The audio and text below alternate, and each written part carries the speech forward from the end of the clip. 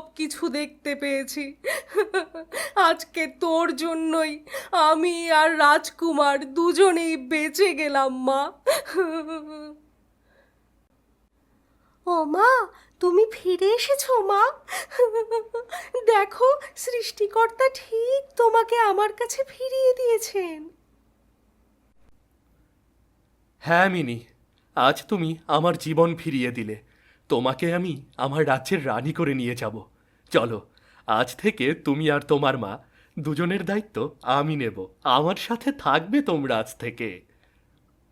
এদিকে মিনি যখন তার মাকে নিয়ে নতুন জীবন শুরু করতে যাচ্ছিল, আর ঠিক তখনই নিপেন এবং শোভার জীবনে নেমে এলো এক কালো অভিশাপ।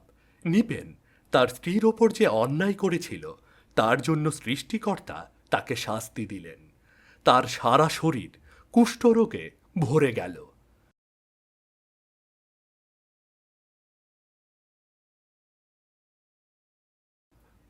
কোথায় যাচ্ছ তুমি? কোথায় যাচ্ছ? আমি মরে যাচ্ছি। তীব্র শরীর ব্যথায় আমি খুব কষ্ট পাচ্ছি।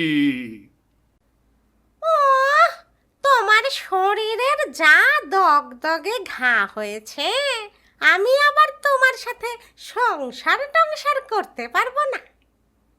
হে ঈশ্বর, এটা কি করছো তুমি শোভা?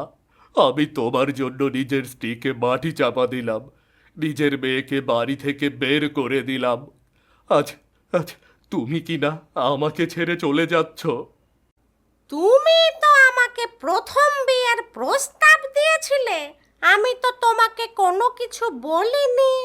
একটা কথা ভালো করে শুনে নাও, ঘরে যা নগদ টাকা পয়সা গয়নাগাটি ছিল সব কিছু আমি নিয়ে চলে যাচ্ছি। এবার তুমি তোমারটা বুঝে নাও, এখানে তোমার সেবা আমি করতে পারবো না। আমাকে রেখে যেও না শোভা, আমাকে রেখে যেও না। এরপর শোভা সবকিছু নিয়ে চলে গেল, আর এভাবেই নিপেন অপেক্ষা করতে লাগলো মৃত্যুর জন্য। আমাদের আজকের গল্পটি শেষ হলো। কেমন লাগলো আমাদের গল্প তা অবশ্যই জানান কমেন্ট করে, আর সাবস্ক্রাইব করতে কিন্তু কিছুতেই ভুলবেন না। ধন্যবাদ।